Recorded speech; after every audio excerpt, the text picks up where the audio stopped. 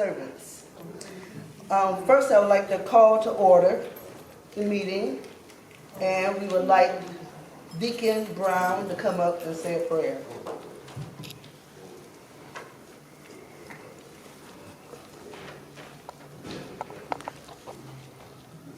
Dear Lord, we do give you thanks upon this day, and we thank you for this opportunity and this time to be gathered. Lord, we thank you, oh God, for these wonderful people, oh God, who have a heart for the people, a heart for the city, a heart for the state. Lord, we thank you, oh God, for a heart for this community, dear God. Now we pray, dear Lord, as this meeting, oh God, comes to order, Lord, we pray, oh God, that everything be done decently and in order according to your will. In Jesus' name, amen. Amen. At this time, we'd like to call the meeting to order at 6:05 p.m. Again, I would like to say my name is Cassandra Petway. I am the Vice President of San Bernardo Park Association. San Bernardo Park Association is located in a triangle from Greenfield to James Couzens, going to 7 Mile to 7 Mile, Greenfield again, to the 7 Mile that you meet at the point of James Couzens. That's our area. We service 750 people in this area, and hopefully we will have everyone come and join us this year. We do a lot of things for our neighborhood. Right now, I'd like to make several announcements. One, we would like to thank 313 Media for coming here and videoing our meeting today. I also would like to tell you about our walk. We've been showing our walk a lot. We've been doing this for the 4th year that we walk around the community. We check out our homes that we have available for sale, look at our neighbors, how we keep our neighborhood clean, and we've been doing that for quite a while now. This is our 4th year. Saturday, that's tomorrow, May the 17th, we're going to be at the United Church. We start at 9 p.m. Our walk is usually 1 hour and a half, and we have a lot of things going on during that walk. During that walk, we have a lot of people from the city that comes and walk with us, including our neighbors. We also have, during that walk, we give out prizes. So at the end of the walk, you'll be able to get a prize. We also visit our community. We have a lot of people in our community that have businesses. So we stop by the business and visit the business community. We do a lot of things in this community. We also have the extravaganza, music extravaganza. We have several bands, not one band come, but several bands, big bands, jazz bands, R&B bands, and we have a good time. We have comedians. We have a lot of things that we do here in this community to show our neighbors that we really appreciate them.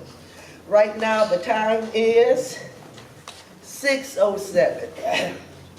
One thing that I would like to do before, and I also would like to, I mentioned the walk, and I would also like to mention that we have a street garage sale that's coming up in July. We will have some more literature out to tell you about it. It'll be all the way down Wickham, from 7 Mile to James Couzens, and that is our Wickham Block Club that will be hosting it. We would also like to thank Mary Waters for bringing us this delicious food. I thought we was going to have snacks, but we got a real little meal back there. And so I want to thank you for bringing that. Right now, the time again is 6:08 p.m., and I would like to present Mary Waters. Before, as Mary Waters come up, I just want to say this one thing. And I'm saying this not just because of, probably not because of you, because of me. And a lot of times, people don't know the titles and what people do. And I just want to run through this real fast. Mary Waters is at large. So what that means is that she represents the whole entire city. Am I right? That's right. Okay. Ladies and gentlemen, I'd like to present Mary Waters. Well, now, thank you so much, and good evening, everyone. Good evening. I always like to tell people that you essentially have three council members, right? You've got your district member, and then you have 2 at-large members, because there are 2 at-large members in the city. So don't ever think that you're just stuck with 1 member. You have 3. Everybody get that? Yeah. Because sometimes they say, well, I don't know who my council member is. Well, if you know your at-large members, then you know 1 or 2 of your council members for sure. All right, so what I'm going to share with you today, how much time do I have? 8 minutes. 7 minutes. 7. Let me first say that it is an honor to serve you. I've always taken public service very serious. I never played about it. When I was a state rep in Lansing, I worked hard. I was there every single day, didn't miss 1 day of work. And now, some years later, the people thought enough of me to put me on city council. And I appreciate that.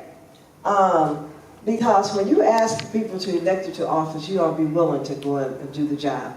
And so my focus on the Detroit City Council has been quality of life issues. Quality of life. How can I help to increase the quality of life for seniors, for young people, people in between? Those things have been my focus. So in my first year, I did a few things. Number one, and I always want to point this one out, a dedicated call center for all housing initiatives, a one-stop shop. Because why? When people are looking for a place to live, they don't want to be transferred around and around and around. So I met with the mayor and I said, you know, we've got to address some housing issues. And I want a one-stop shop. So when you call that one number, 1-866-313-2520, they're supposed to help you with all of your housing initiatives. So he and I agreed on a $203 million housing initiative. Born out of that was the one-stop shop. The other thing was down payment assistance for first-time home buyers up to $25,000, and then additional dollars for home repair. And so I had a senior that would call in every day, basically, Miss Varner. And she says, you know, some seniors want to live in their own home. They don't want to go anywhere. So, but they have some mobility challenges. I went to work on that. I heard what she said. So I just said, well, all right. I came up with a program called Senior Accessibility Program. So the city goes out, do an assessment of the home, and then they install walk-in, they install ramps or rails, and some assistance with the showers. Now I tried to get walk-in showers. They said, oh, it was just too expensive. So, but now they says we are willing to at least install a kit that will help them get in and out of the shower, in and out of the bathtub. I named the call center after Kamaya Davis because I just cannot forget about that baby. The 11-month-old baby who fell through a hole in the floor and to the basement. Poverty literally held her head on the water in that basement. She died in water and feces. 11-month-old baby. That drives me, you all, because it is, and I wanted to name it after her, because it has to remind all of us that no child should have to die that way or live that way, for a matter of fact. Then I also started the first Veterans Affairs Department. It is now housed right now in Creole, but it's a start. I added some additional money this budget cycle to it. I also started what we call a workforce housing fund, created a program for that. Why did I do that? Because you know why? Because every time I look around, most of the things that the city does is income restricted. I said, I want to help some other people. Sometimes people need a roof, they need this and they need that, and they're like just $50 over that income threshold. We've got to find a better way to help a lot of people. And there are people who go to work too every single day just to try to make ends meet, but we can't help them just to give them one thing. So I started that. And this time around, I also put money in the budget for the homeless, $5 million to address homelessness, because people come down to city council all the time. Sometimes parents, a lady came in one day with babies in her arms, sitting there at the table, testifying. And I checked that department right away, and I said, listen, those babies will not be on the streets tonight. You get down here and you do an intake. And that's exactly what they did. And even little Kamaya Davis' mom, well, she ended up doing some time because, because they blamed her for the baby falling through a hole in the floor. But they were living there because they had nowhere else to go. So she did some time, but when she got out and she said, I understand that you've been doing some things to honor my baby. I said, yeah, I tried to reach you. But at any rate, she says, well, if I can get a place to live, I can then get my other children back.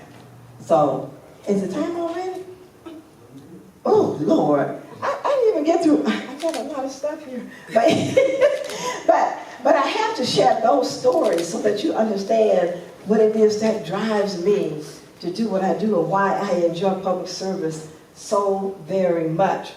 And I put some money in the budget this time for voter education as well. I'm going to run through a couple things. I told you about the homeless piece. Listen, I've taken on that land bank, okay?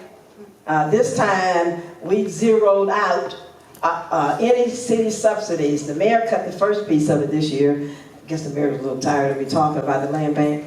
And then when it got to council, I cut the remainder of the money, the subsidy, from the land bank. Let's see. Pardon me? Time is up. Okay. All right. You have questions and answers. Okay. All right. Here's the Next Up 313 program. You guys can ask me about that if you like. It's for young people 18 to 30. All right. So, okay. You want me to stay here for questions? Yes. Okay. I have a question regarding the 1-800 number that you mentioned. The what? The 800 hotline. 1-800 hotline. Oh, the hotline, yes. Right. Yeah. In my situation, I was gentrified and displaced from my apartment. Me, as well as my whole 12-story apartment building. It took about maybe a few months for them to clear out the whole entire apartment building. Okay? We were not only displaced, they raised the rent, where they paid, we have to pay double the rent if we wanted to stay, but they wanted us out. Okay, so they moved other people in. Over a year now, I have been dealing with not only your office, but several offices in the city of Detroit, trying to get some type of assistance. I've been couch surfing at my sister's home for over a year now, and I still have not gotten the help that I need. Now, the young lady, Miss Williams, whose baby died of carbon monoxide and was frozen, she had the same situation where she has been calling all around, trying to get help and couldn't get help. I'm dealing with that. I've been dealing with that over a year now. What can you do to help? Well, I can tell you what, I want you to call my office, and I want you to ask for Joanna Underwood. I talked to Joanna Underwood. Okay, and you've spoken with her. You're trying to find another place to live, right? Absolutely. All right, well, we're going to help you do that. And did they put you, take your name and information and put you in the system yet? Did they do that? They did. I did a lot of things. I talked to a lot of people. And you're still waiting? Yes. Okay, well, I have to personally look into that one myself because I don't understand. They'll have to give me a reason why you're still waiting. I wish I knew off the top of my head, but I do not. That's one of the reasons I put together, I did 2 ordinances, the tenant rights ordinance along with the compliance ordinance so that people can get a lot of help. I've been listening to the residents, but I will personally see to yours. Just make sure you give your information to my staff. I will personally take a look. Okay, thank you.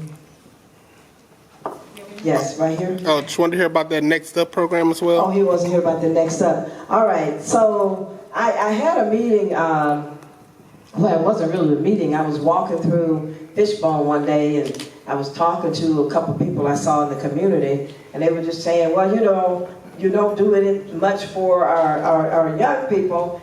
And I said, you know what, most of the things that I do are for seniors, so what I'm gonna do, I'm gonna go back and create something for young people, because they were saying young people were having a hard time selling their lemonade. And so I went back, had a meeting. It took me 2 years to get the program going, because I first took her to the deputy mayor, took her to a couple department heads, and finally I took her to Mayor Duggan, and he says, okay. He said, all right, we can do it, just put it in DEGC, and so DEGC, I didn't think they would come up, set the program up, but they did. And young people are enjoying this program. It's Next Up 313, ages 18 to 30 is their age. And so it's a free program. If you live here in this city, it is a free program, and I do encourage young people to take advantage of that. We also do skilled trade meetings. A lot of young people have gotten jobs there. They got a job through Jumpstart. I co-sponsored that program, and at least 1,800 people went through the program. They were paid to go through it. 1,000 of them have gotten jobs already. Yeah, now isn't that great? Yes, I went to the graduation. It was wonderful. So, but any other questions for me? She's looking at me like, Any other questions for me? I don't believe the other guest speakers are here, so we can open up to another question if they have some. What'd she say? She said you can open up for another question if there's another question. Okay. Yeah. Okay. No other questions? All right. Thank you. Thank you. Thank you so much for having me. Thank you. That was very interesting. Okay, next we have another speaker. Our guest speaker is Mary Sheffield, and she is the president of the council members. And I'm not that good in government. Actually, I just got into government when Trump got into office. No, that's right. I watch TV every day. So this is what I found out about the president.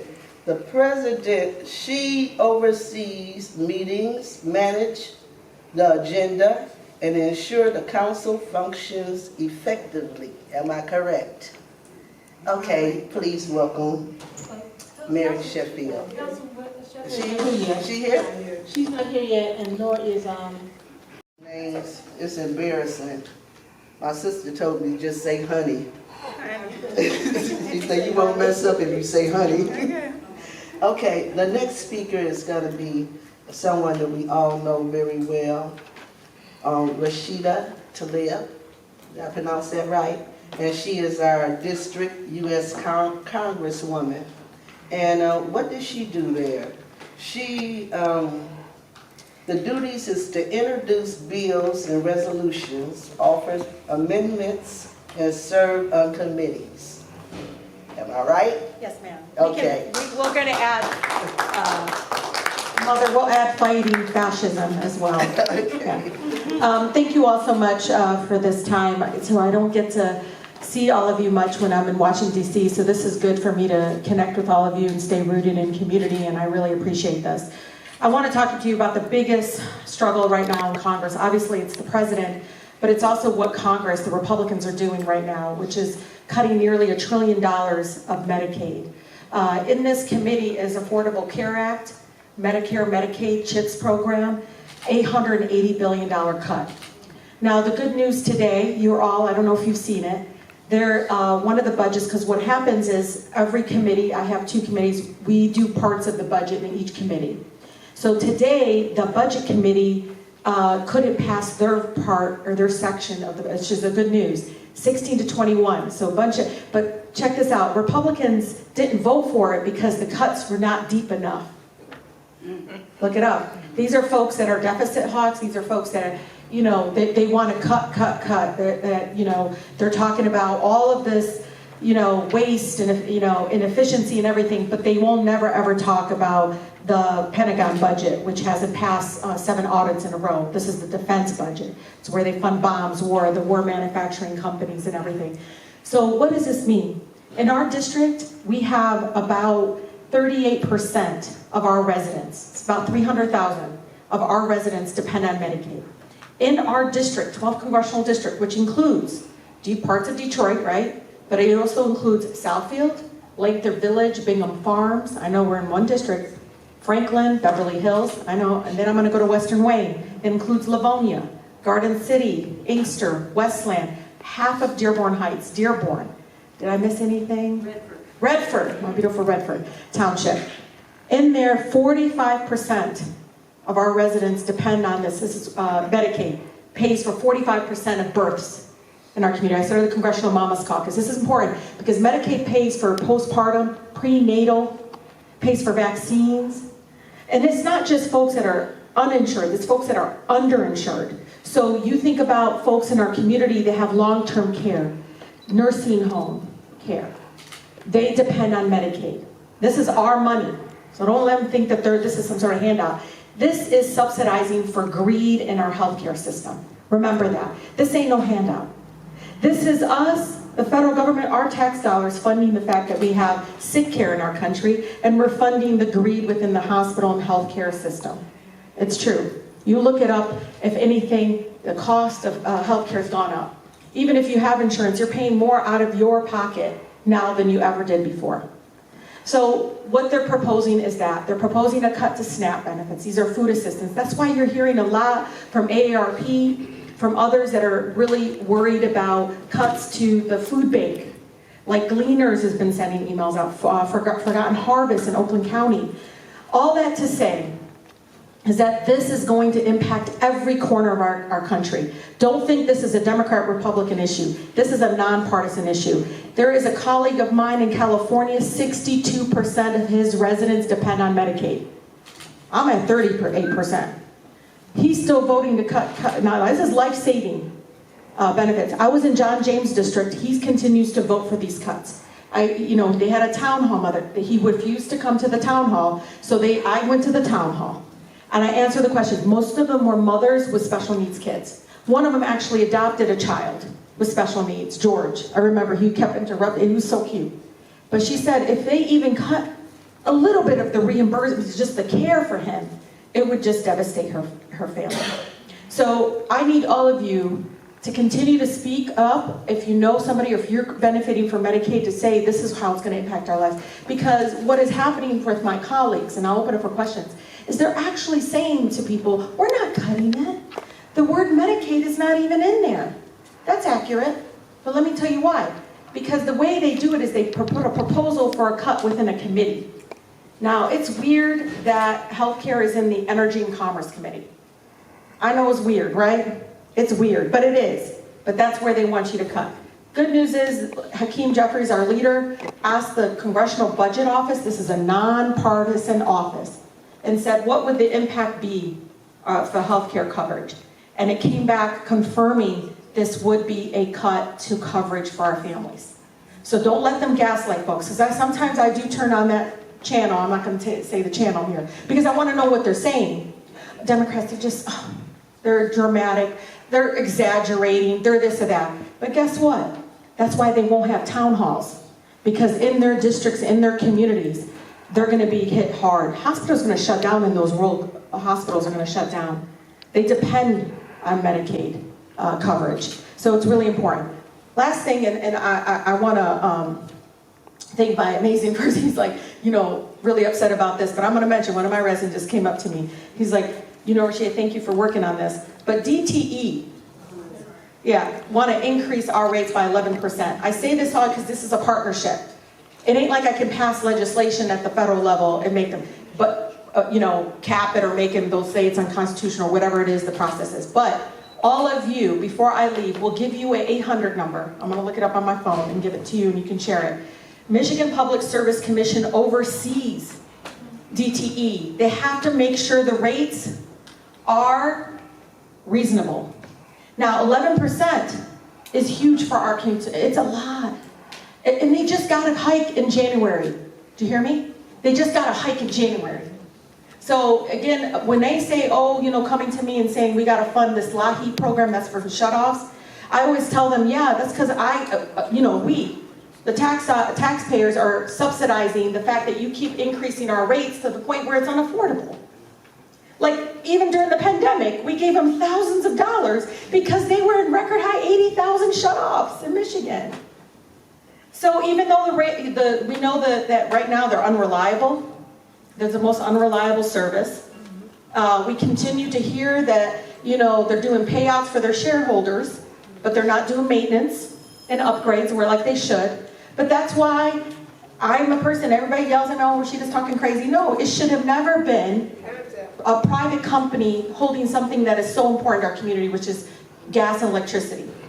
And last thing, and I'll open up for questions. You all remember, it used to be Mishkan, remember? Gas and our lights used to be separated. Now it's together.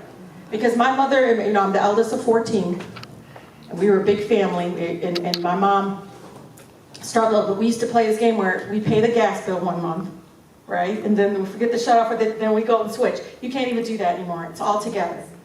And so it's been really hurting our families. The increase has been tremendous for our families. But I want to open up for questions. I had other things. But no, the closest office, if you need any help, if you guys know where the Henry Ford Health Systems is on Auto Drive in Southfield, in College Park, our office is on the second floor there.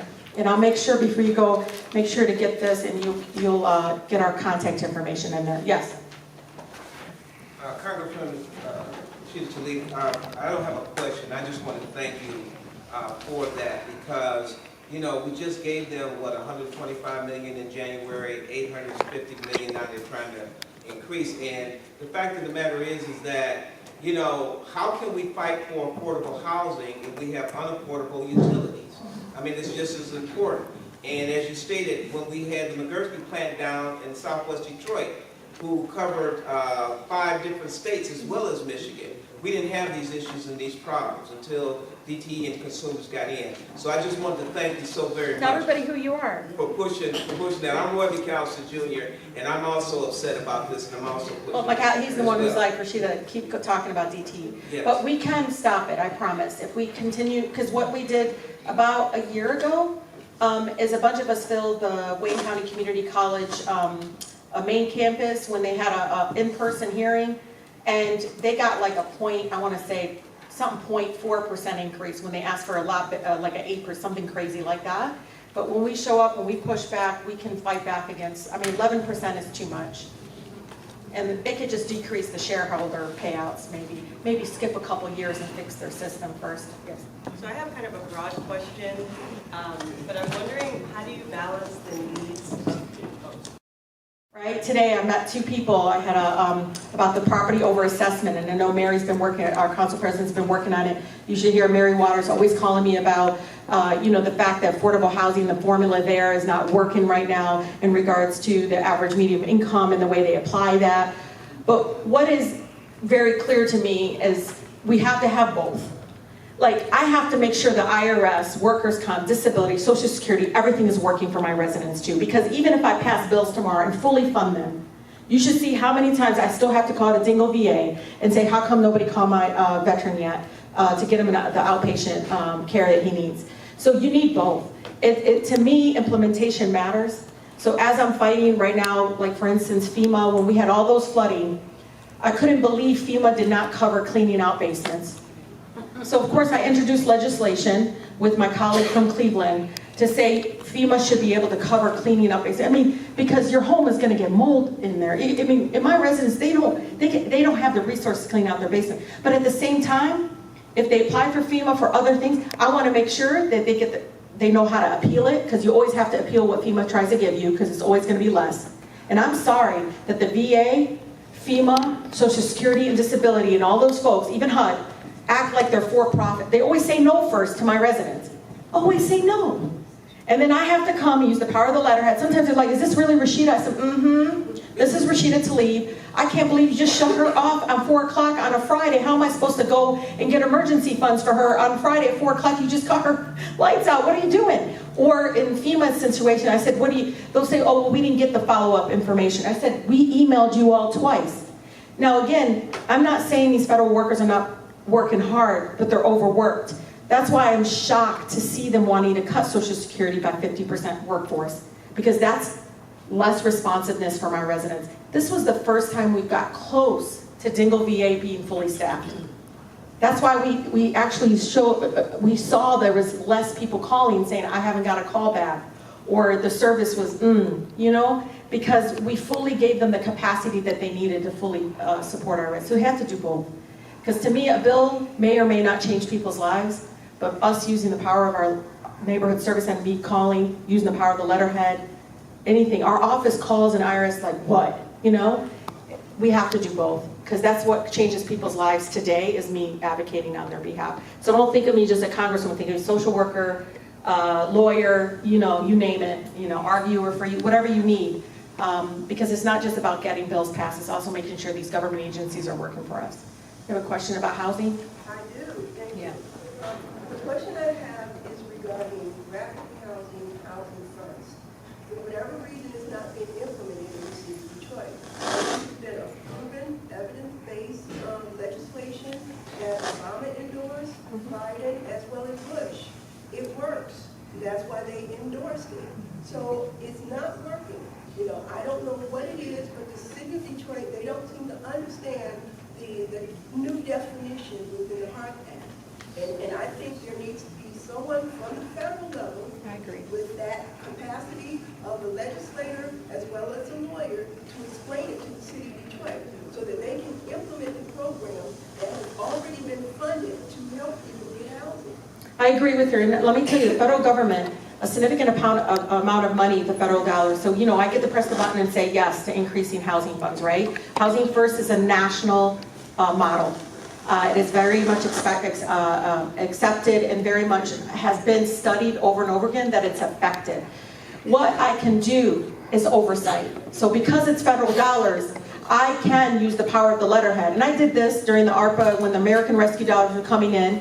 The city administration said, oh, you couldn't use it for a land trust. I got Treasury to put it on letterhead. I know that he didn't like it, but I put it on letterhead. And I gave it to the coalition that was working on land trust, because they knew that land trust was working in areas like Baltimore and Chicago and other areas. They were doing more work around land trust to be able to get these homes back in the hands of homeowners, you know, because they want to increase home ownership.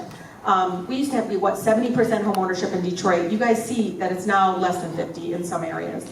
And so I agree with you, but the way I do oversight, and I know Mary Waters probably knows, is specific. If you give me specific cases, so for instance, when the hardest hit funds, there was some stuff going on there. I got the Inspector General to do an investigation into that. You see what so we have the power of oversight. So because I get to press the button, you know, send the federal dollars, it pipes down to sometimes the state, sometimes the county, but in Detroit, sometimes it goes straight to the city because they qualify to get it straight to them. I can do the oversight and asking, what did you spend the money on? What are some of the things? How are you implementing Housing First? So we can work together in trying to advocate. But I like actual cases showing they're not doing it, because that's what I can spark the Inspector General and some of the folks that do the oversight. And these are nonpartisan agencies. All they do is make sure that we're in compliance on the for the federal guidelines. Yes, thank you for that. Yes, ma'am. Yes. You know, earlier, I think this week, we heard that thank you. Yeah. Earlier this week, we heard that President Trump was suggesting, promoting, whatever, a cut in prescription medicine. Mm-hmm. What's your take? Is there any credibility to that? Yeah. The fact that you're asking is probably because we all have to question that. Mm-hmm. I want to see it. There's been a lot of press. Do you guys remember that whole thing? He's going to give everybody $5,000, something crazy like that. Did it happen? Yeah? No. He's saying he's going to cut cost of groceries and cost of living. Has that happened? No. So I can understand. He thinks it's still campaign time. No, you are the president now. Biden is not. So stop blaming Biden. And you are the president now. You are now empowered to change the lives of the people that you said you're going to. So I would always wait. It's just like any other elected official, because I'm like you guys sometimes in the audience when somebody gets up and makes all these, because I try not to do promises. All I can do is the social work hat on and try to, fight and make sure that programs are working and things like that. But He's saying he's doing this. I'm still waiting to see, because I want you to know, ma'am, what you see in the cut, it's going to be devastating. They are trying to cut all of these various programs in a way that even if they do something little, maybe one or two, I don't think he's going to. If he does it one or two, the cost for everything else is going to go up. But I don't see it happening. Again, I will be the first to come here and say, I was wrong. But what I see coming through the Congress right now, in the House and the Senate, is massive cuts to health care coverage. Massive. Now, don't let them gaslight you, mislead you that, oh, it's people that are able-bodied. They're using those words. Able-bodied. They can work. No. This is not the case. I watched Speaker Johnson today. He got up and he said, well, yeah, because they're talking about the plane that he got from Qatar, right? The plane, that's like, bribery right there. So he's getting the plane. They were like, oh, don't you think that? He goes, well, we shouldn't be doing that. It looks, whatever he used terminology. But then he says, members of Congress didn't get an increase to their pay since 2009. So you can understand that. This is me just looking at him like, I wish you were that passionate when you talked about the residents that you represent. And, Speaker Johnson's from Kentucky or Louisiana? I can't remember now, see? But the point is, he's talking about this. But remember that Congress, between the Senate and the House, over 50% of them are millionaires, including Democrats and Republicans. 50% of them are millionaires. I didn't realize how bad it was until I'm in the caucus, in my Democratic caucus, and some of them were talking about stuff like, oh, they should just get a loan. What? And then I realized, I don't care if there's a D next to them, sometimes lived experience is more important, because some of them are disconnected. They don't understand that 60% of our Americans across the country live paycheck to paycheck. I think it's more, paycheck to paycheck. So I can see that disconnect that is happening. It's very, very real. So anyways, I just want you all to know they're gonna use these trigger words that we're just gonna make people work. I'm telling you the process for to get even on Medicaid. Most of the people on Medicaid are literally folks that have disability, are underinsured, are low income. You can't even get access to that if you're not. But they're making the public believe that people are just in line getting, it's health care coverage. Calm down, you act like people are planning to get sick. You know what I mean? It's health care coverage. It don't make any sense. Yes. Yeah, so you mentioned Medicaid and the Medicaid cuts. And my name is Crystal Bailey. I'm the Vice Chair of the Behavioral Health Advisory Council for the state of Michigan. We had our meeting today. And they talked about Congress and Medicaid and the budget cuts. So with that, what can you as a Congresswoman do to help programs for mental health, substance use, and suicide prevention? Yeah, so one of the things that with the American Rescue dollars that came through the community, I have been, and I can't come and tell the city what to exactly do, but I can advocate and say, do you know the county, Oakland County, is doing a mental health urgent care model? My Oakland County community took that federal dollar, and you know how you can go to urgent care for physical health? They're going to do a model program, I think it's for a couple of years, and use those federal dollars to do a mental health urgent care model. They did it in LA, they're doing it in other counties, because people with mental health struggles and challenges, when that happens, they call 911. Most of my police chiefs, I talked to Southfield Police Chief, I think my Westline Police Chief, they said the #1 calls that they get are mental health calls, the #1 calls.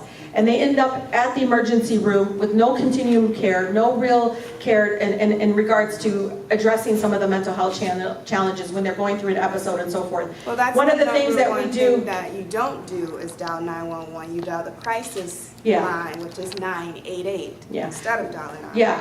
I did 988, supported the funding for that and everything, but what I'm saying is sometimes, and again, I have a brother who's bipolar. He has an incident, when I call, this is before I was a congresswoman and knew a lot of stuff, and just like you, even though I'm a lawyer and educated, I still had to maneuver programs that I didn't know where to get him help. I called and they said in 6 weeks he can come in. But the mental health urgent care model is something we should try. So they can go in right away. I can take them in right away, just like we go in for physical health.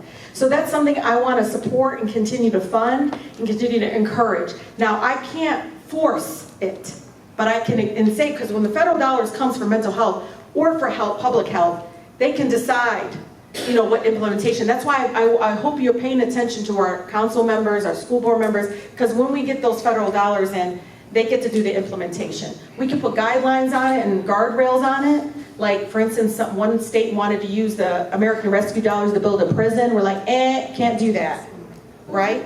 But it allows the flexibility for communities to say, what is their, yes, ma'am, we're good. Yeah. Yes. Do you have that DTE number? Yes, I'll give it to you. I'll pass it to her in a minute. I'm sorry, I didn't bring my cell phone up here, but I'll get you the MPSC's number. For the Public Service Commission? Yeah. Okay, it's 800. Thank you, Cheryl. 292 No. 9555. Could you repeat that? Repeat it. Yeah, 800 292 9555. Did everyone get that number? No. What you doing? Here, let's give her the mic. Now remember, you put it in your cell phone. Call if you get lights off, you get a rate issue, anything. Call them because they're the ones who oversee DTE. 800-292-9555. It's called again. Commissioner of Public Service Commission. No. Thank you, that was very good information. It's a good evening. So much good information been shared here, and I want to thank all the guests that have came so far. We really appreciate you and really appreciate getting this information. Okay, the next person that we have is Mary Sheffield. And I already announced it one time before. I said, what does she do? She is the president, and the president oversees meetings, managing the agenda, ensuring the council function effectively. Thank you. Thank you. Thank you so much. 8 minutes and 2 questions. Oh, I like that, succinct. How about I give you 3 minutes and then we leave the rest for questions. So just a quick update. One, our office is constantly working on quality of life issues, how we address the issues of dead and dangerous trees in our community, sidewalk repairs, alley cleaning. And so if you have any outstanding issues in your community that we can be of any assistance on, please let us know. Very excited that in this past budget, I allocated an additional $700,000 for alley cleaning. And so if you have an alley that is in need of cleaning, please make sure you reach out to our office directly so that we can get that over to GSD. That program was winding down, but due to the money that I allocated, they're now going to go around another time and clean out the alleys for those who are in need. So please make sure you reach out to us regarding that. In this upcoming budget, we also allocated an additional $2 million for home repair grants for our seniors. We know that most of the federal funding that came here for the Renew Detroit program, which fixes windows and roofs, has pretty much been allocated. And so in this budget, the council and myself make sure that we added more money to address the outstanding backlog in the numerous requests that we get for home repair grants. So that money should be available starting July 1. If you have not reached out to the Housing Services Department, please make sure you do so. That number is 1-866-313-2520. That's 1-866-313-2520.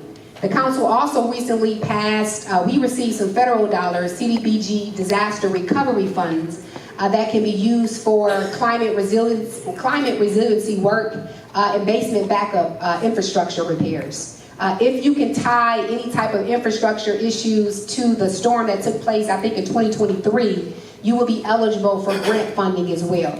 That same number, which again is 1-866-313-2520, will direct you also to that funding that is available for infrastructure repairs. We also added some funding for the Housing Trust Fund in the beautification grant, which I'm proud of.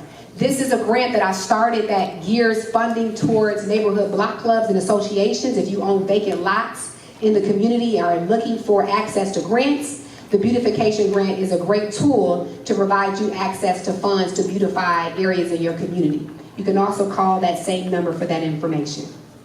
Wanted to also mention that we have 2 upcoming events. One is coming up on the 13th of June. Our annual Occupy the Corner event will be giving over 500 bikes away for inner city youth. If you have any children that are in need of bikes, please come out to that event. Again, that is June 13th at the Coleman Young Playfield.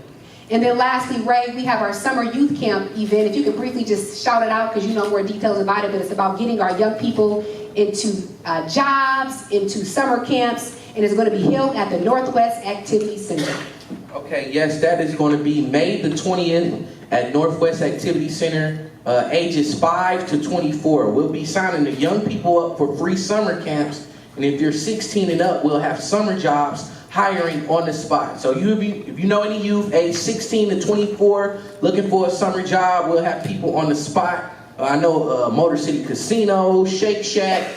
We're partnering with the Downtown Development Agency for that. Yeah, and the Parks and Rec. Yeah, and Parks and Rec. So that's May 20th, Northwest Activity Center.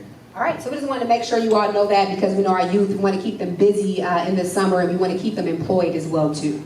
Lastly, a quick update on the Dead and Dangerous Tree Program. We had over 6,000 requests for to have their dead and dangerous tree removed from private property. In this last budget, we rolled over $3 million that was not spent. And so that additional $3 million will clear the existing backlog. So if you are a resident that has called and put an application in to have a tree removed from your private property, the money that was rolled over will allow for the clearing of the current backlog. They are not taking any additional requests, but it will clear the existing backlog. So that is my brief update. Since I only have 8 minutes, I think I finished in 5, right? I did? All right, great. Any questions for me? And then I will turn it over to you all. Yes? I have a question regarding affordable housing. Yes, ma'am. Now, the area median income, you know what it is. Yep. Okay, and that's an issue, and it's a very difficult issue trying to navigate Yes. and find what is affordable and how is affordable and who is affordable to. Yep. So who is the navigator? How do you navigate these systems to identify these billions of dollars? The mayor has stated that millions of dollars, rather. The mayor of Detroit has stated that have come into the city for affordable housing. Yep. So unfortunately, the way in which the affordability is defined is based on Warren and Livonia and Detroit all combined in one. And that's based on a federal guideline that has to be changed at the federal level. I actually tried to introduce a Detroit AMI so that we can start to really push forward what the income levels of Detroiters is to reflect that in housing. So right now, 80% of the area median income is what we define as affordable housing, but we know that that does not truly reflect the incomes of Detroiters. And I know Member Waters has talked about this as well. We're always pushing for housing that actually reflects the income levels of Detroiter. That is really around 50% and 30% of the AMI for housing. And so what we've been doing is trying to create more housing and incentivize developers to go a little bit deeper when they set aside their AMIs to reflect that more of Detroiters. But you are right.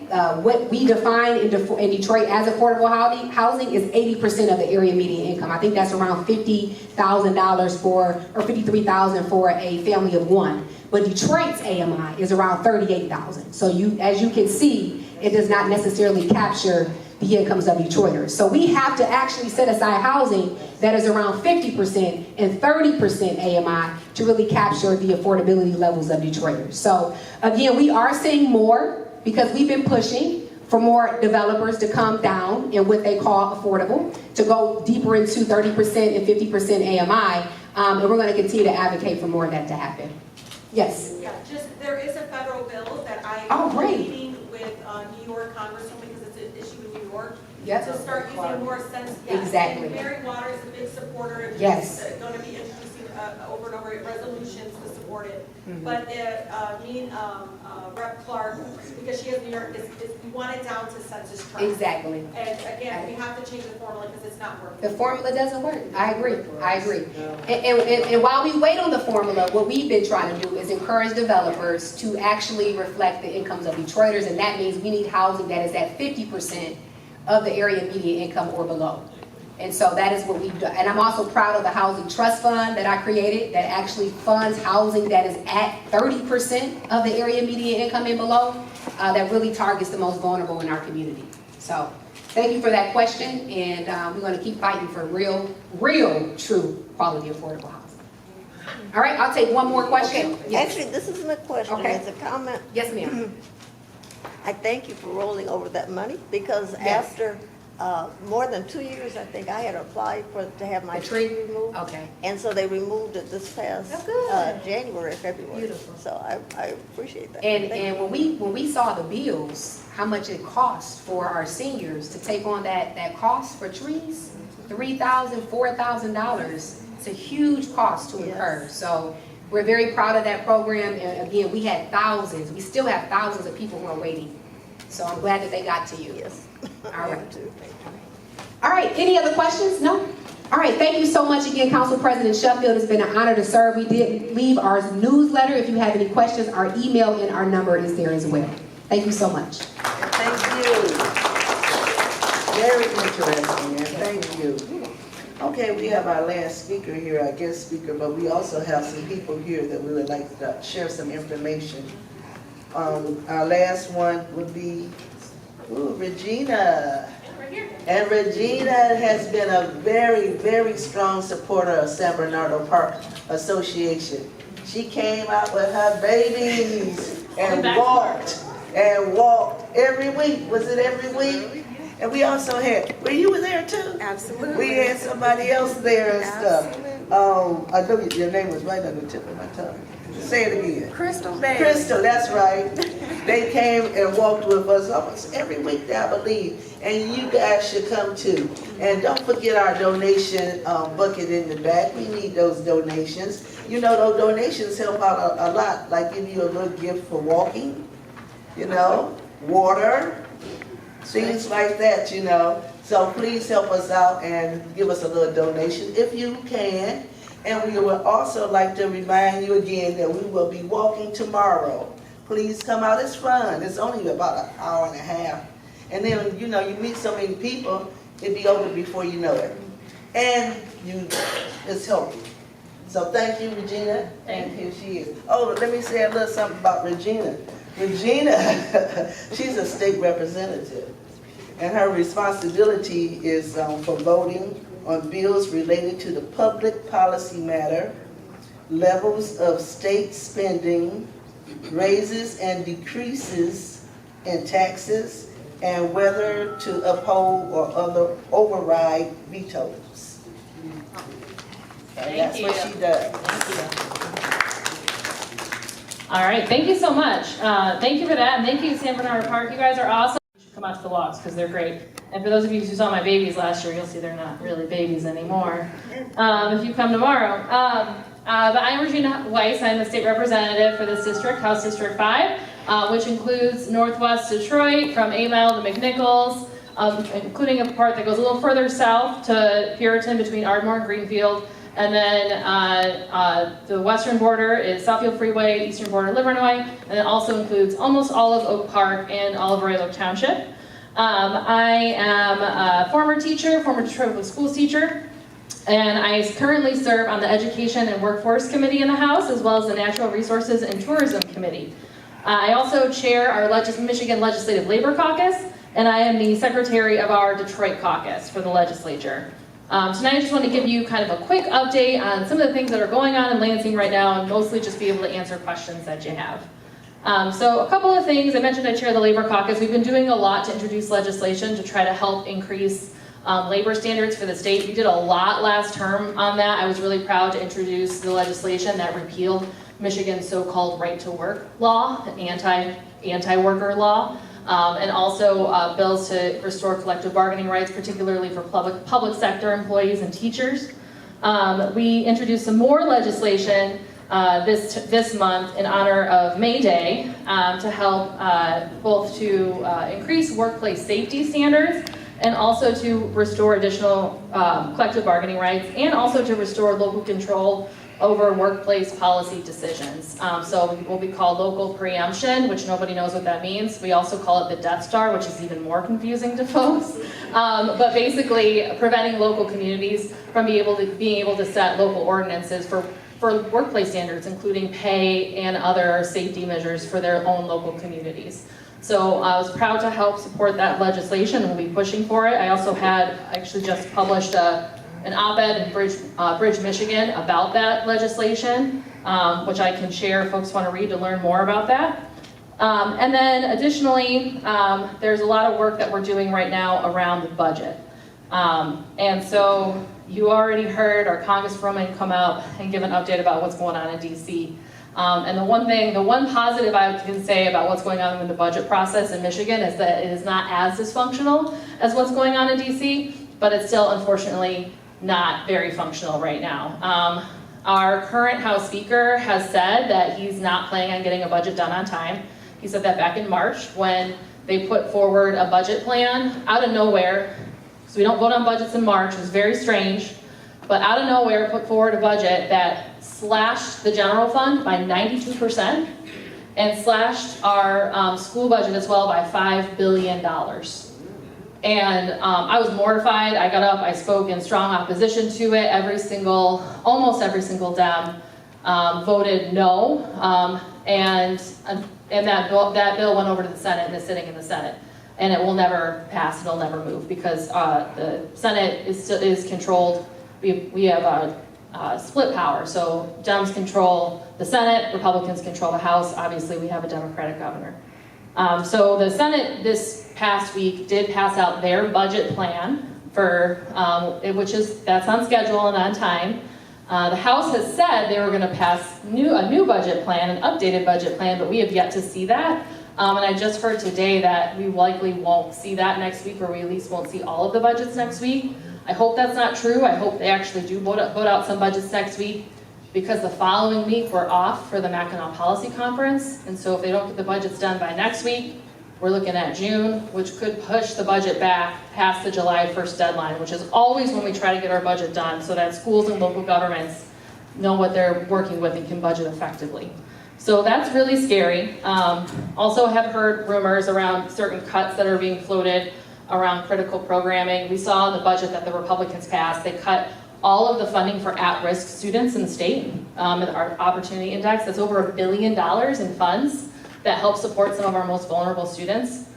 They completely took it out of the budget. They also took out funding for school transportation, for school meals, and not just our universal school meal program, but all school meals, including free and reduced lunch, was taken out of the budget. So these are all things that I will fight with every ounce and fiber of my being to make sure that we are fully funding. And I know a lot of my colleagues will be fighting too. And I will also just be fighting to make sure we pass the budget by July 1st, because again, it's critical that our local school districts and our local communities know what they have to work with so that they can budget effectively. And when they don't know, unfortunately, people, teachers, employees can get laid off, can get pink slipped over the summer because they don't know what they're going to be working with in the fall. So it's really critical that we get it done. There's also, as we're going through that process, we had a new process this year for budgeting where we had to submit our requests in a public forum. So if you wanted to go on and see what everybody requested online, you can. I did put in a request. I've co-sponsored several requests for through the Detroit caucus for the city of Detroit, and the main one that I sponsored was around our freeway cleanup. Because I know this is one of the #1 complaints that I've gotten is around the state of the freeways. And so a year ago, maybe 2 years ago, we contracted that out to the city of Detroit. So the city of Detroit is actually now in charge of all of the mowing and litter pickup along the freeways. And then the appropriation is to basically pay them for that work. And so that was a $5 million request, and I'm hopeful that we're able to get that across the finish line. And additionally, the only other thing that I'll say is there's a lot of stuff going on. If you want to know a little bit more about what's happening, I have several coffee hours coming up. I have some flyers in the back that I can give to you that have those dates and times. So feel free to come in and I also have brought with me several booklets for resources for veterans services, senior services, citizens guides, tenant and landlord rights, and all of that is in the back table. And feel free to take everything that you want. Feel free to take all of it. So I don't have to take any back with me. And if you need to get in touch with me for whatever reason, my email is reginaweiss@house.mi.gov. Weiss is W-E-I-S-S.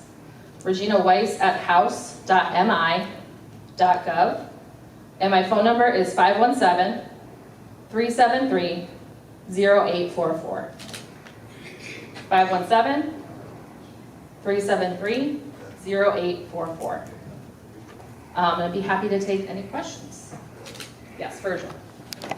I just want to hear your thoughts on auto no fault 2019 change, the law, and how proactive are you going to be in trying to lower these rates? Just want to hear your thoughts.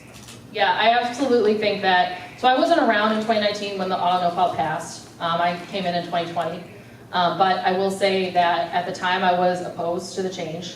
I didn't think it was going to do enough to actually impact lowering costs because it wasn't going after holding insurance companies accountable. It was more so about cutting services. And I think we've seen that come to fruition. So we no longer have lifetime benefits for the auto no fault system, but people are still paying as much or more in car insurance. And it's still a huge concern I hear. I know it too, because I have concern. Every year or so I have to shop around for my car insurance because it just goes up and up and up and up. So I completely understand. And I'm very supportive of actually putting in protections to actually stop redlining and other practices that these insurance companies have been doing and been continued to allow to do, and that are more transparent in how they set their rates so that consumers know that. And also make sure that we're keeping away more predatory insurance companies that are charging really high rates and not then turning around and not necessarily filling claims. So I heard a story the other day of a woman, senior citizen, literally drives to the grocery store and to church, goes nowhere else, parks her car in the garage, was paying $500 a month for her car. A month. That is insane. So I have supported legislation before. We kind of like mostly stay in lanes in terms of main things that we work on because you can't do everything. So I focus a lot more on labor issues and education issues in terms of main things that I work on and sponsor. But I'm very supportive of those changes and have talked to my colleagues who are working on that and pushing for it. I wish we could have gotten something done last term. Last term was rough. There were a lot of things we were trying to get done that we were not able to get done. And auto insurance, in my opinion, auto no fault was one of the biggest failures that we were not able to fix that last term. So how proactive are you going to be this time? I'm going to continue to push for it, Virgil, 100%. But again, it's going to require bipartisan support this term, whereas last term it may not have. It's going to be harder to get it done. It's always a good thought. Yeah. Yes. I'm Cassandra, and I think you have an idea as to what my question is in reference to the 9 bills that were stuck in lame duck. Yep. Any information? So they're still stuck. I will say a couple of things that have happened. So I introduced so for those of you who don't know about this, and just really quick, Virgil, to follow up, we can talk offline too. If you have any specific ideas, I'm happy to sponsor legislation and push for legislation, 100%, if there's something specific you want to do on that. Going back to your question, the 9 bills in limbo. So back in lame duck, and lame duck is the period from the election until the end of the year, so back in December, we were voting on several pieces of legislation, and then at the end of the term, at the end of the year, not all of that legislation had been transmitted to the governor's desk by the end of the calendar year. And then once power switched over in January, there were several bills that still had not been sent over to the governor's office. I cannot tell you why. Lots of questions have been asked. We may never know why they weren't sent. On the day that the current speaker was sworn in, they still sent over a bunch of bills after he got sworn in, but 9 bills they held back and said, we need to conduct a legal review on these bills. Now the Constitution is extremely clear. Any bill that passes in duplicate form from the Senate and the House needs to be sent to the governor's desk, and then the governor has 14 days when she receives the bill to decide to sign it or veto it. The current speaker had said he wanted to conduct a legal review. Those 9 bills include a bill to help support conservation officers and corrections officers in getting them back into the pension system, bills to help allow the Charles H. Wright Museum and the Detroit Historical Society to have a millage the same way like the DIA and the zoo has a millage, a bill to help lower healthcare costs for teachers and other public sector employees, and a bill to prevent, if you're in debt, prevent garnishment of wages for entitlement programs like the Earned Income Tax Credit or the Working Families Tax Credit. So those are the 9 bills that are literally locked in a clerk's desk drawer right now that they're refusing to transmit to the governor's desk. I introduced a resolution urging the clerk to take those bills over to the governor's desk. My resolution was sent to Government Ops Committee, which is where bills either go to get fast-tracked or die. So they're not interested in taking up my resolution. But we keep tie-barring it to almost every bill that comes up that the Republicans are doing. So a tie-bar means like if you tie-bar a bill to another bill, it means that bill can't pass unless the other bill passes. They don't take up those amendments also, but yeah. So they're still sitting in limbo. There's still legal review going on. It's in the Supreme Court right now, so we're waiting for a decision on what's going to happen with that. But we're continuing to talk about it. There was a rally on the Capitol just yesterday about these bills. Thank you. Thank you so much.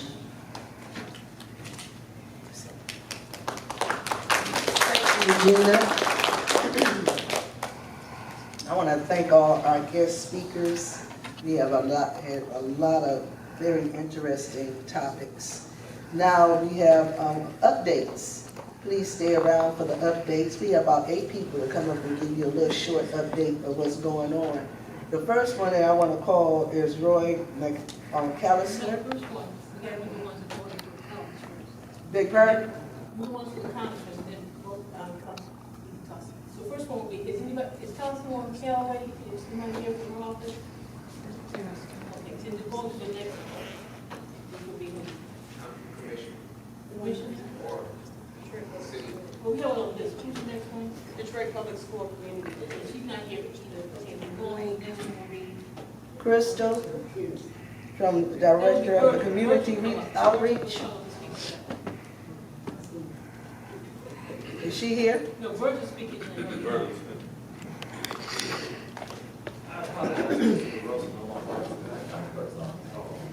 Me instead.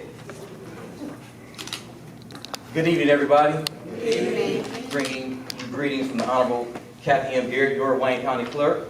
I have a few handouts.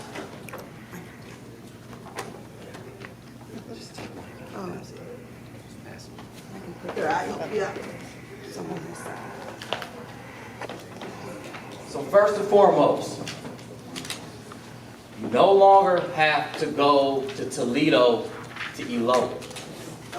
You no longer have to go to Toledo to elope. The Wayne County Clerk's office has a new wedding chapel that is open, and we are conducting private ceremonies on Thursdays and Fridays from 2 to 4 p.m. Please go on our website and reserve your time if you would like to get married. That is Fridays from 2 to 4 p.m. Also, on Saturday, June 14th, the Wayne County Clerk's Office has partnered with AARP for a shred day, for shredding of any important documents that you may have. Now, you have to register for this event. The website is here to register. If you have any important documents, please sign up to this and please bring your documents to shred. It doesn't matter how many you bring, they will shred every single document you bring, or credit cards or things of that nature. And as always, Vital Statistics has moved. I know it's kind of old news now, but we have moved to 400 Monroe. 400 Monroe, you know, where Fishbones is at. Where Fishbones is at, 400 Monroe, down in Greektown, Monroe Street. We're on the 6th floor. All vital records are there. So if you need a birth certificate, death certificate, CPL, marriage license, any of those records are at 400 Monroe on the 6th floor, and we do urge you to make an appointment But we cannot turn anybody away if you don't make an appointment. We're not supposed to tell you that. Call me next time. And our call center directory is the last flyer. So if you have any questions of the Wayne County Clerk's office, we're here to serve. Thank you. That's it. I want to apply for a passport, but I need copies of my divorce papers because the name has changed. Would Yes. that be under the vice? Yes. Okay. Please make it come down there. We'll take care of you. Thank you. Okay, thank you, Virgil. The next person would be, is Carol Weaver here? Carol's not here, the next person will be, Crystal, Director of the Community Outreach. it'd be, person for, Tiffany your name now. Holly? That's you? Yeah. Okay. Okay, we're gonna hear a little something from Wayne County Treasury Office.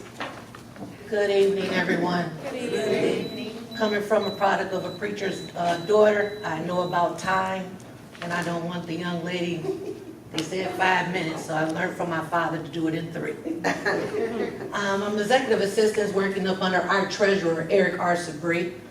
We come in greetings for the church that's hosting, and as far as the Park Association for having us. Quick little updates is, as of May, our foreclosure amounts have went down in the last 2 decades.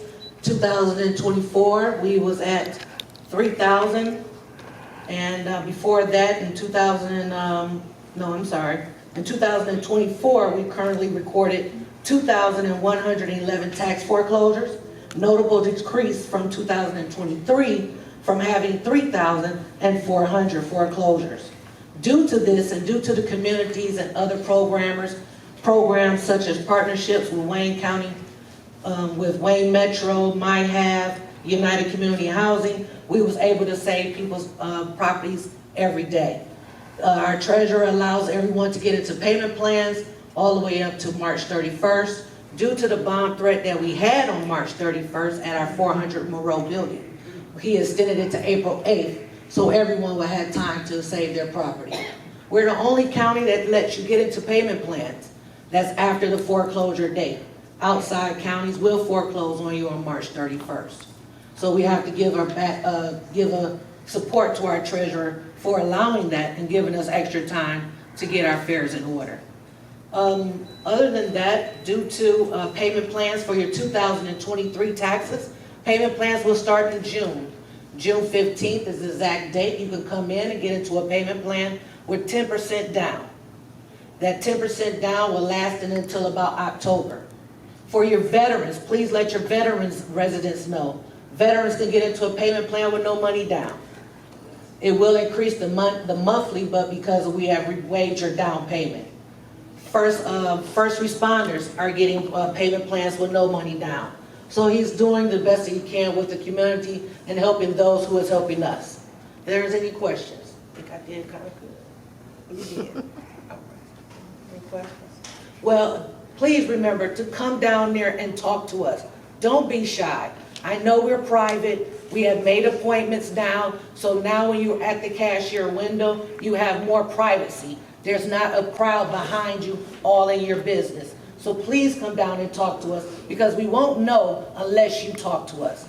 We do not want to foreclose on anything as far as owner and occupied residencies. Thank you so much, and on behalf of Eric Artsabri, we thank you for everything that you have done for us. Thank you, Tiffany. Our next speaker would be Wayne County Commissioner Bill Wilmore. Woo!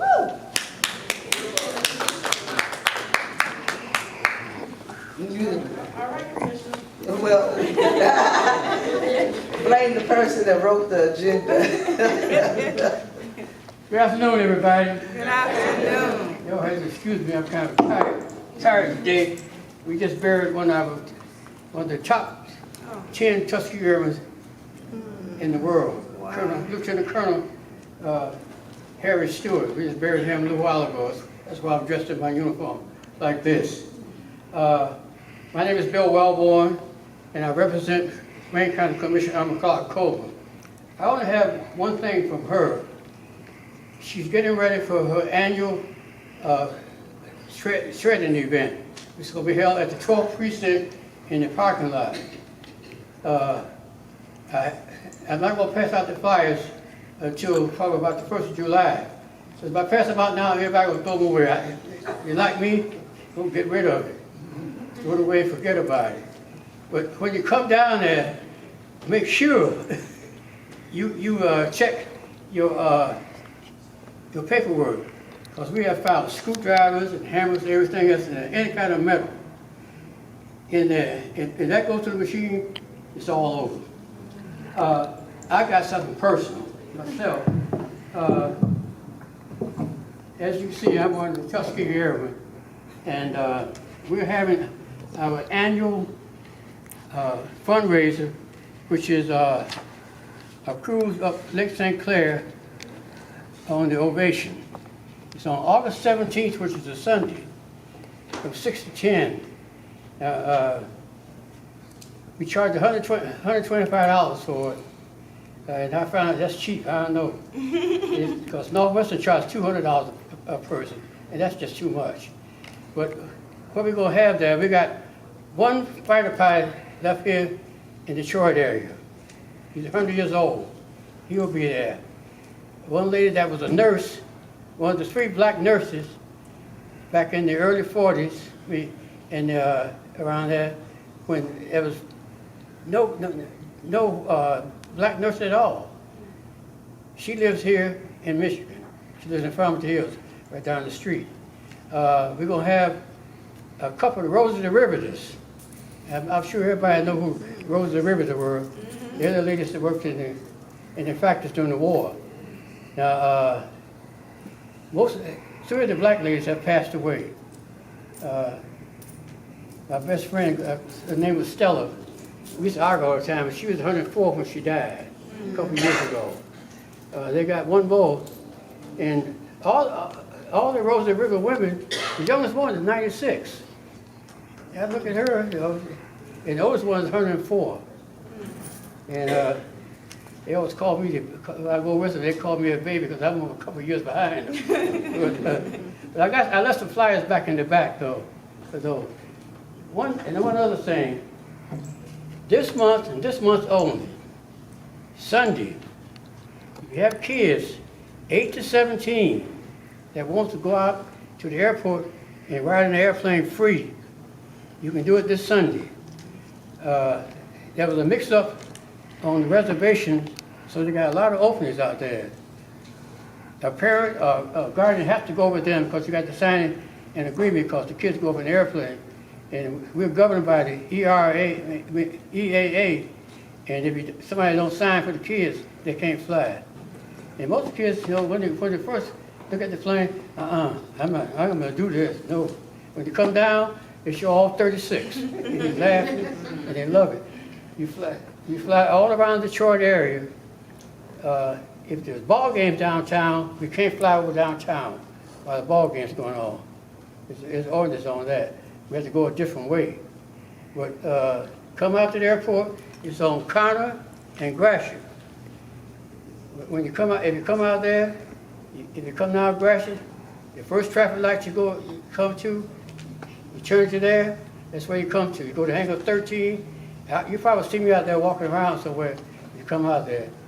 But I urge everybody, come out there, you know, and see what's going on out there. The kids look at the airplanes and some of the old British aircraft. And to me, it's worth it, just to give the kids the education about the Tuskegee Airmen. I must say this too. I'm the Speakers Bureau Chair for the chapter. And I go around to churches, schools, business places, hospitals, and talk about the history of the Tuskegee Airmen. Not only the Tuskegee Airmen, that people don't know about, the Mumford Point Marines. A lot of people don't know, they never heard of them. The Triple Nickel.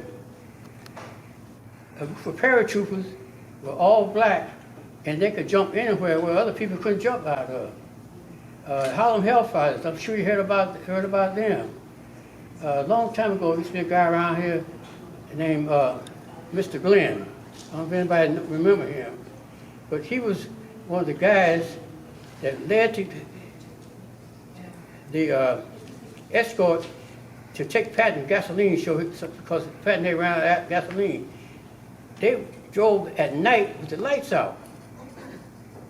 A big vehicle full of fuel in the back. You drive the lights out? Not me. No. I'm sorry. But there's a lot of history there. And my job, and I'm really adamant about it. I talk about it all day long. But I don't want the legacy want us to forget about it, because what Trump is doing now, and I was involved in it, he's taking away all the black history.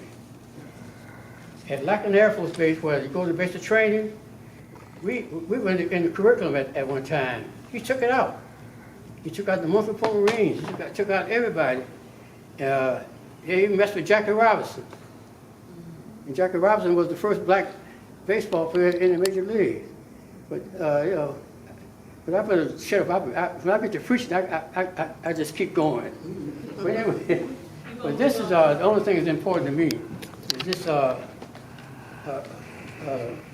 cruise here. All the food you want to eat, and I'll be the first one at the bar. It's an open bar, so I'll be the first one at the bar. Thank you. Any questions? Do you have a date for that spreading? No, she hasn't given it to me yet. Oh, okay. Well, I haven't looked at the flyer. They're down there, but I just haven't looked at it. Okay. But I have next month, though.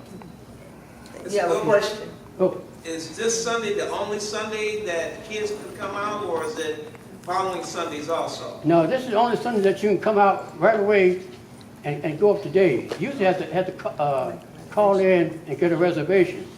It's every Sunday from April to October, the second Sunday of the month. Only time it changes is May. Mother's Day falls on the second Sunday, so it's on the third Sunday this month here. And that's the only time it changes. Otherwise, next month, you go to Tuskegee Museum.org and look for the Detroit chapter, and you register there. And it's free. It don't cost nothing. All it is cost you time, and the kids enjoy watching the old planes out there, some of the original planes they use. And you talk to a lot of people out there that's been around for quite a while, they tell you a lot of good stories. Anybody else? Thank you. Okay, we have 2 speakers left. And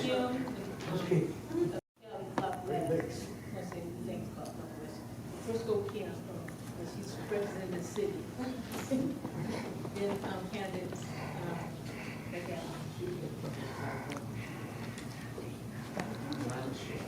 Thank you. I only have a couple of things. I just want to make an announcement. I don't know if anybody saw the press conference, but the mayor's been really fighting very hard to make sure that our census count was accurate. And we've won a couple of battles. So we actually have gone up 12,487 residents. Part of this also has resulted in the way in which the Census Bureau actually counts population now across the country. So we've been kind of pushing that, because why? Why is that important to us? That's how we get our federal dollars. That's how we get money to our school systems. All of that count. That's how we get the number of congressmen and congresswomen that we have. With those numbers low, our representation goes down, right? That federal funding goes down. And so you see all those cuts. We don't need it to be cut anymore. So we need as many people counted as possible. But one of the things that they did at the Census Bureau, if a house was demolished, they were taking 2 people away from us. Well, our housing stock that we were demolishing had nobody in them. So we weren't losing population by that. We were just tearing down old stock that didn't, and we lost a lot of population from that. We've also lost a lot of population because there's a county cap. And so the county's numbers across the whole county have to equal a certain amount. If they don't, then they take away from each one of those counts. Even though they counted the people, we lost them. So we're fighting that as well. We hope to be winning that soon. The mayor thinks that that'll increase our population count by another 20,000 people. So we're really excited about that win. We've been fighting that since the census came out. It was announced the other day that we are definitely up that 12,000. We got about 7,000 increase last year. And so we're really looking at that trend continuing. And so that's a really good thing for the city of Detroit.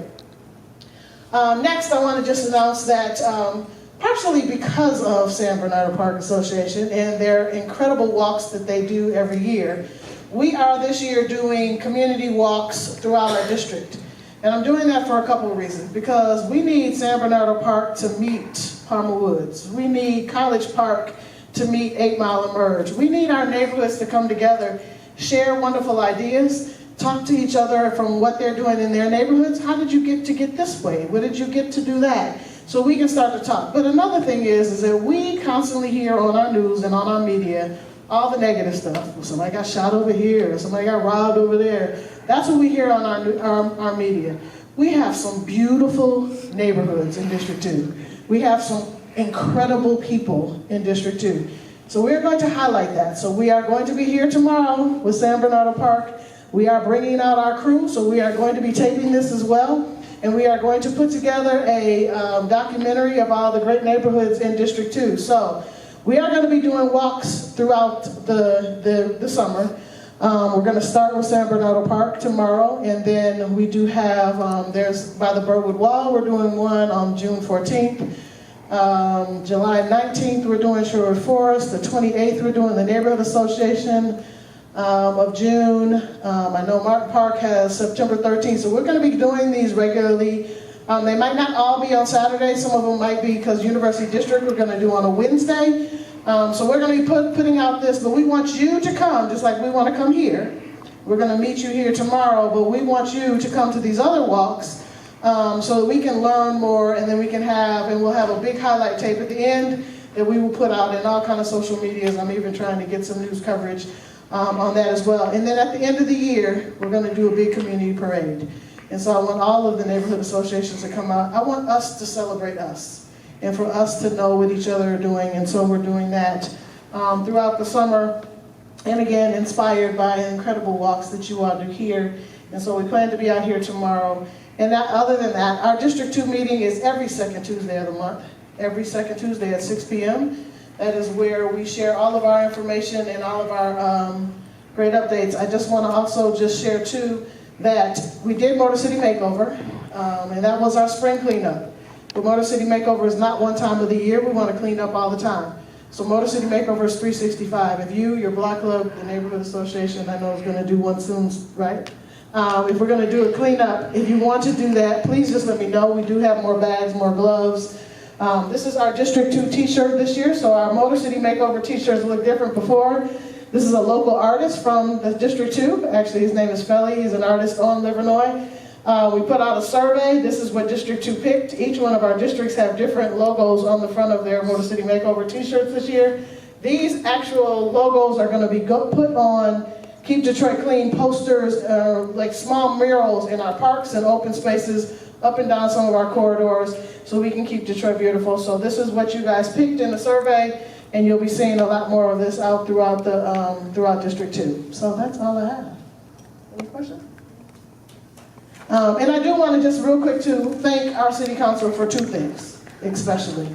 One is the trees, because we need to get to more of these trees. And so we're really excited about their budget and the beautification. Our beautification grants go out once a year. If you all are interested in doing some beautification projects, please submit those early. Because sometimes it takes a little bit of time to get through that process. So we really want to make sure that we get that funding right here in District 2 and not just some other district, okay? So thank you. I do have a question. Do you know by chance what's happening with the trees on Outer Drive? So that is a county thing, but they are doing some trimming, and I did actually speak to their Department of Public Works as well, because they cut the trees down, they leave them in the island. And they don't plant new trees? No, they don't. And so what there's some disease issue that they're having right now on some of those trees, which is why they're cutting them down. We are going to talk about what that means as far as planting new, smaller trees in those medians. Right now they're trying to get that disease up kind of thing. But I don't want them to keep cutting them down and just leaving them there. Or they leave them on the berm on the, on the other side, and they're like, well, there's no Detroit side. No, it's all them. So if you see it, please let me know, because I'm calling to The director, so our deputy director of Detroit Public Works went to the county. So we have a real good in right now. So normally if I have a question, I can get something done quickly. So just let me know. And if you need me, my number is 313-236-3494, 313-236-3494. And my email is Tandy, T as in Tom, ANDY, @detroitmi.gov. We had a question, Mr. Evans, did you have a question for the city you had asked? Mr. Evans, you have a city that you wanted to ask, a question for the city that you wanted to ask? I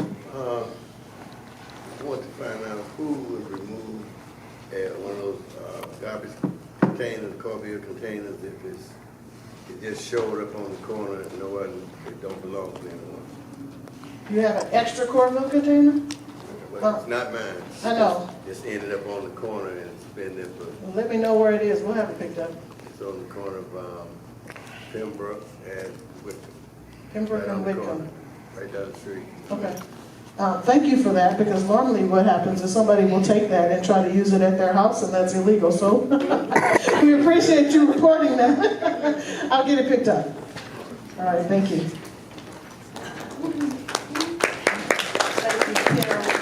Thank her for all the work she has done for us. You have Kelly up on 50 words to me, Kelly. Okay, our next speaker. This is the shout-outs.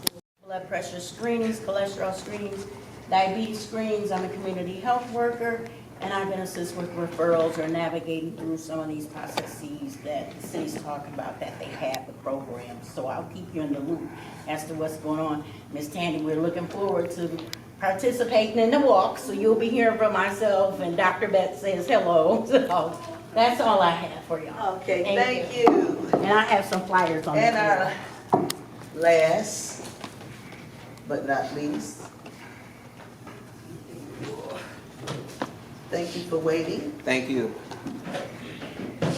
Hello, San Bernardino. Hello. I know y'all tired, so I ain't gonna be long. My name is Roy McAllister Jr., and you heard the Congresswoman talk about mental health. And since COVID-19, we have more mental health issues than ever before. And I always say mental health is life. It's not because you have a disability or illness, it is life. You could be up here, something can happen with you as far as finances, death in the family, anything, and this goes down there. In 1996, when Governor Engler took away many of our facilities, a lot of people just don't know where to go, but there's a lot of facilities out there. So what I did was I gave everyone one of these cards. On June 14th, there's a lot of things going on June 14th that I'm hearing. On June 14th, from 10 to 3, we will be having a mental health seminar. And what it's going to be is there's going to be 3 panels. The first panel is going to be law enforcement, legal, and administration. I have commitments from Chief Benison, Wayne County Sheriff Raphael Washington. Kim Worthy will not be there, our Wayne County prosecutor, but she's going to send someone there. Also, I'm having Chief Judge for 36th District Court, William McConicle, is going to be there. Judge Kenneth King is going to be there. Judge Blunt is going to be there.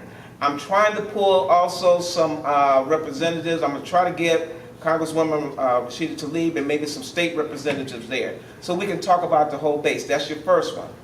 That will be from 10 to 11 o'clock. At 11:15, we will have doctors, therapists, so that you can talk about what's going on, not only with you or with somebody you know or whatever. We will have lunch from 12 to 1. After that, there's going to be someone that does mental health exercises. And then from 2:15 to 3, there's a group called What Up Doe. There's a podcast, and they talk about what's going on with the young folks.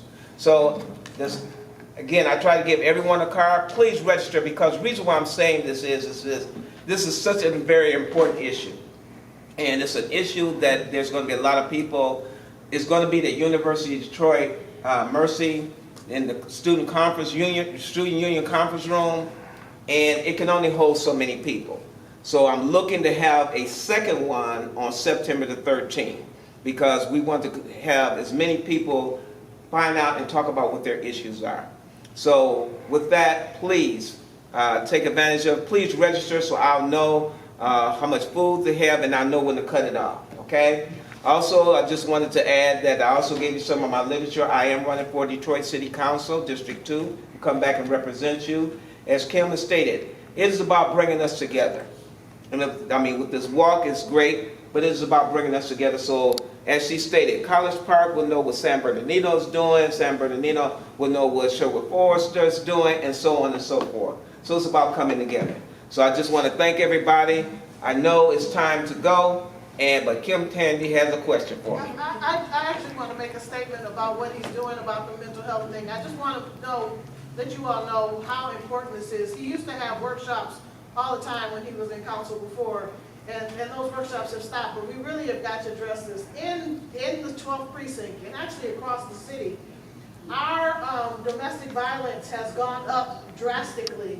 And one of the things that our commander put out, even in our district meeting, we had a session on domestic violence because of this.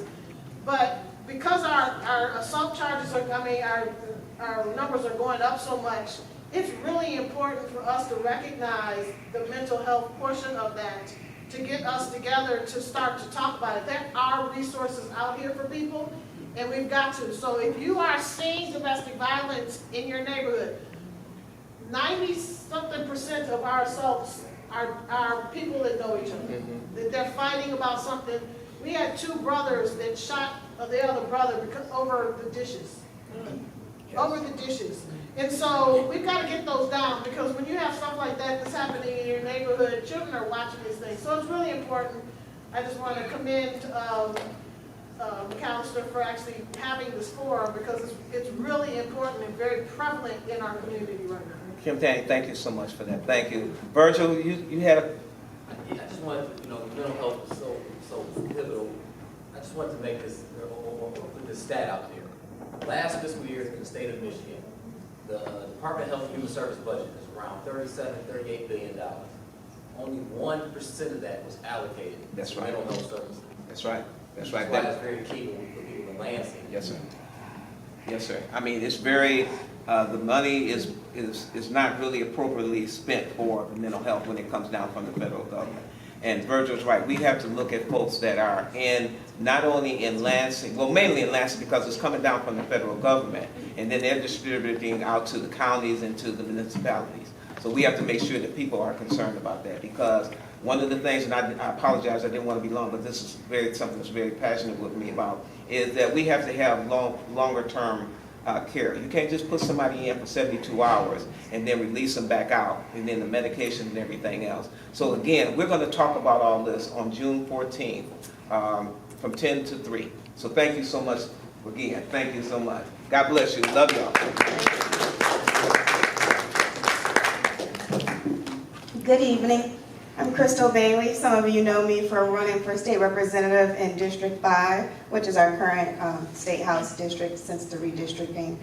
I'm a member of the Behavioral Health Advisory Council for the state of Michigan. I'm actually the vice chair as of last year, but all of this resonates with me with mental health. And as Kim mentioned, domestic violence, I'm actually an advocate for end gun violence in Michigan as well. And gun violence, the #1 killer of gun violence is for children. That's the #1 cause of deaths because of kids through gun violence. Second cause is domestic violence, which is with gun violence. And so we have to do something, and because of that, I was with the End Gun Violence of Michigan, and we did a gun buyback. Well, we did the gun buyback, and we took all these guns, and we gave them to this company who we thought was reputable, Gun Busters, and they just put them back on the streets. They resold the guns. So now we are no longer calling them gun buybacks. We're calling them gun disposals. So we're destroying the guns right on the spot, and we're making artwork out of it. And this is something that is happening with Father Chris, and we do this in Oakland County and with Pastor Barry in Southfield and with Pastor Barry. But we're bringing it to the 12th and the District 2, which is also District 5, House District, but bring it into District 2, and we're working with the commander as well as Don Johnson with the 12th precinct. So we would love volunteers. If you're interested, please, I have cards. I can give you my card. And it's very important. We need to get the guns off the streets. We need to pay attention to our loved ones, this mental health, behavioral health. The difference between mental health and behavioral health. Mental health is the medication we would take for it. Behavioral health is things that we can do without medication, such as breathing exercises and other things of that nature. But yeah, Crystal Bailey, I'm glad to be here. I love San Bernardo and I love the walks. I won't be here tomorrow because I'll be at the women's luncheon, but I will be at the next ones because it's really fun and we meet new neighbors as well. So thank you for your time. Thank you, Crystal. Okay, we're at the end right now. Anyone else would like to speak? No? Okay. Yeah, there's a lot of food back there. Please take as much as you would like. And we want to thank Mary Waters again for supplying us with this delicious treat. And also, we got a donation of 2 Tiger tickets that we're going to be giving away tomorrow at the walk. The walk is where, Sandra? The walk is going to be at People's Church. It's located in Greenfield. And 19370. yes, that's it. Thank you. Thank you. Let me say one more thing. But the walk is Cassandra. I'm Bridget Bowman, I'm the president. She's the vice president. One day Cassandra said, why do people walk around here? I said, well, how do you want them to walk, Cassandra? So when she opened her mouth, she became the person who developed that program. This is the 4th year we're doing it. She hates me to say it. We wouldn't have had it if it wasn't a success. Thank you. 3 churches, now it's 5, and the way that we try to promote community pride. And let me just say, because she'll say this tomorrow. When you come to the walk, it's a casual walk. It's like an event. We're going to have DMC do some stretching and warm-up exercise. We're going to have a health topic. And then we start walking about 9:25-ish. It's a casual walk for the neighborhood.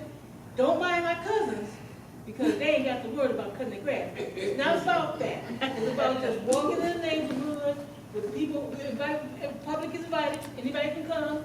Then we, like she said before, we give a little gift. So anyway, that's Cassandra's idea. Great idea. Okay, the time is 7:47 and we're about to end. We'd like, would you like to come up and give a closing prayer? Again, we would like to thank all our speakers, our guest speakers.